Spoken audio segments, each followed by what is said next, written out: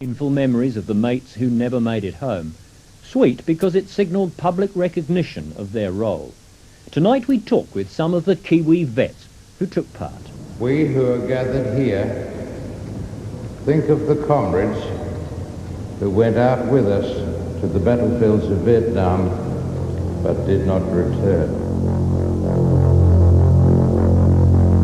I don't mind telling people I went to Vietnam. I don't care. If they don't like me because I went to Vietnam, I don't care. We don't want the bloody war! So let their memory inspire us to work for the coming new light into the dark places of the world. And I put it mildly, I felt like a turd in a fruit salad. You're laughing, waving out? Come on, just away. Come on. Bigger than that. Come on. 20 years ago, these men left our shores in search of an enemy. Today, they're off again, this time in search of friends and a renewal of that special kind of comradeship forged only in the theatre of war.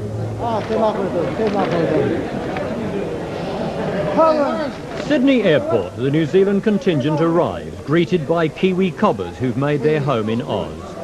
Good to see you fellas, mate. To a man, they know not just the horror of war, but the bitter aftertaste.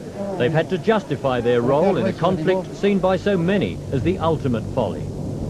The Kiwis in Vietnam came from the regular force, but they found on their return that doing one's duty no longer washed, with a public saturated with the issue of Vietnam. More than 3,000 New Zealanders served in Vietnam until Norman Kirk's Labour government called them home in 1972. Our troops ranged from the frontline soldiers, grunts to use the term they borrowed from the Americans, to the artillery battery and the support teams.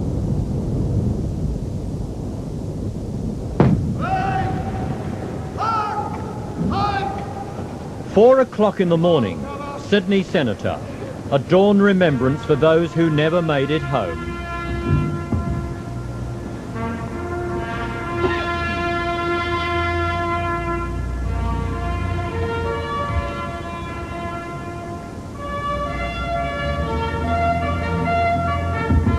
This was not a time to question the justness of the cause, but time for mates to salute their departed comrades. 37 Kiwis lost their lives in Vietnam, and Robin Leithley vividly remembers when one of the first men died.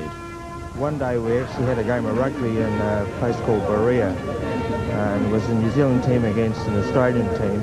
We found out that our first New Zealand infantryman had been killed, and up until that time we thought, almost infallible, a highly professional, highly trained company, and all of a sudden we found out we weren't infallible, we were vulnerable. Sydney Domain, 25,000 veterans from Australia, New Zealand, Korea, the United States and Vietnam itself massed for the big march past.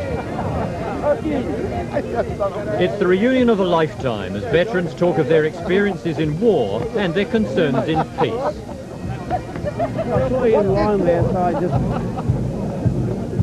got out of my cover and I just grabbed them and I dragged them under some cover. And after that, the choppers come and picked us up.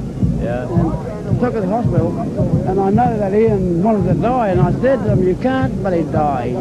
I said, "You can't die. If you die, I said, we're going to all die." We are attempting now to establish some fitting memorial for everybody who has died since the Second World War. Because you see, Koreans come to New Zealand and can't understand why there's no memorial to the Korean War. Others come and say, I take them to the War Memorial Museum in Auckland, and they say, now, where's the plaque which shows all your dead? And I say, well, there isn't one. For Vietnam? No. There is no plaque? No. And so the monuments to the fallen of other wars must suffice. And the Philippines.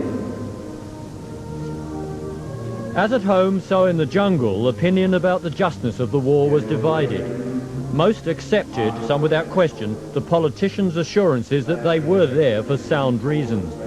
But that acceptance wore thin for one young grunt as he listened to news of the Paris peace talks over his transistor radio. Talks were held up in Paris for some 10 days because they couldn't decide whether to negotiate on a square table or a round table.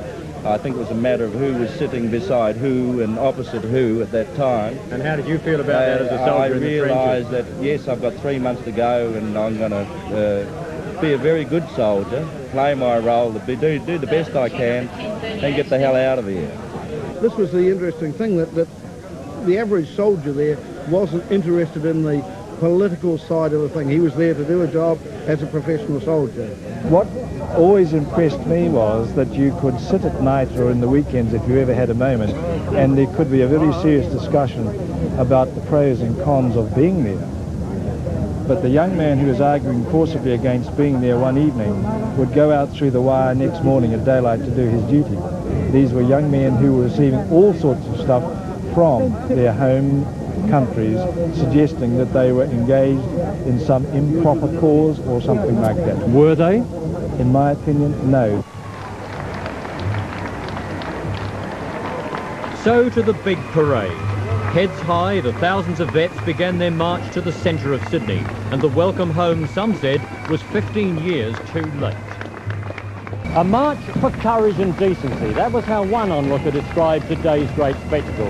It was a recognition, he said, that the time had come to bury the hatchet over Vietnam and to honour those who fought and died. Today's march is a far cry from the march down Queen Street when 161 Battery had just returned from the Vietnam War. It was 1971. The New Zealand infantry was still in Vietnam. The gunners had come home. It started out like a genuine welcome, but the gunners had returned to a divided and confused nation.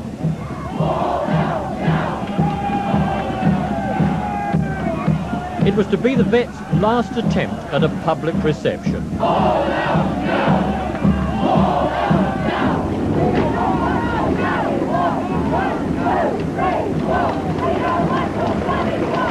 Returning vets were stung by the lack of acceptance. I hated it. I was depressed.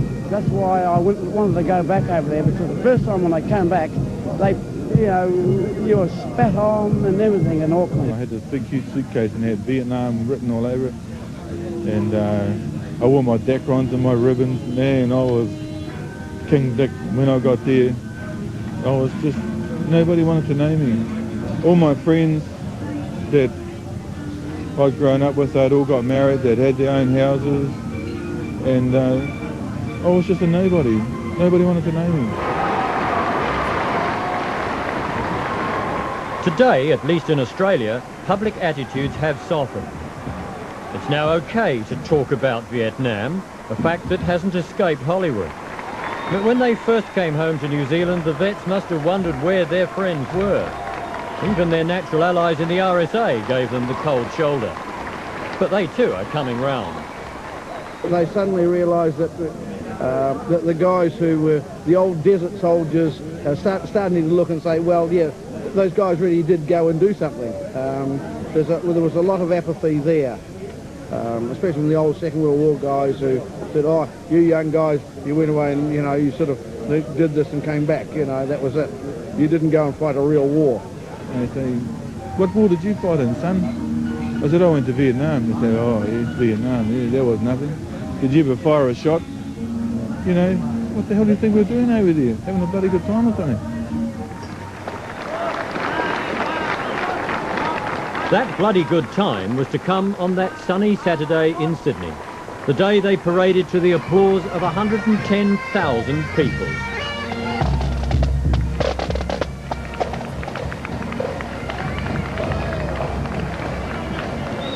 The New Zealanders carried 37 flags, one for each of the fallen.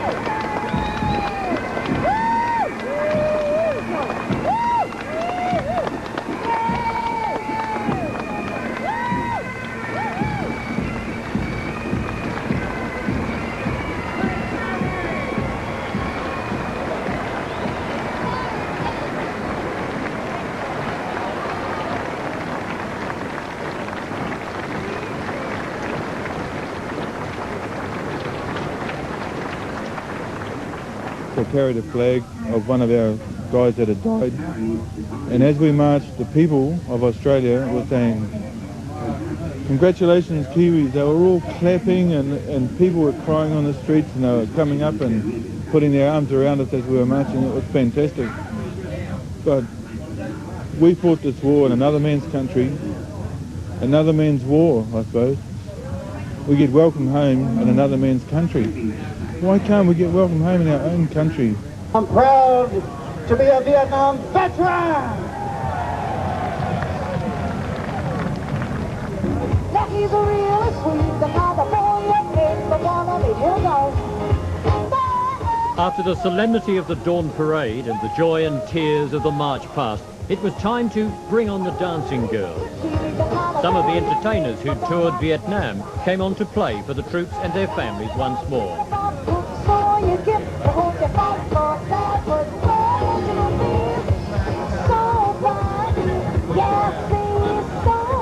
Vietnam is now history, but for many vets, the wounds, physical and psychological, were not left behind.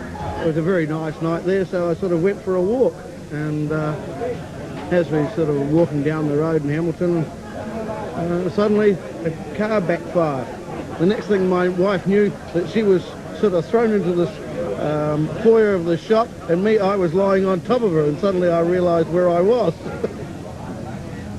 It's hard to settle down. I wake up I wake up nearly for 2 hours every day at night time. I don't know why. It's just a lot of other guys do that I spoke to too. What do you think about when you wake up? Oh, we had one guy, we had one contact, and we killed this guy, and we were all young then, and I suppose we used to go through their pockets and try and get all their money or whatever they had, a watch or something. They did it in every war.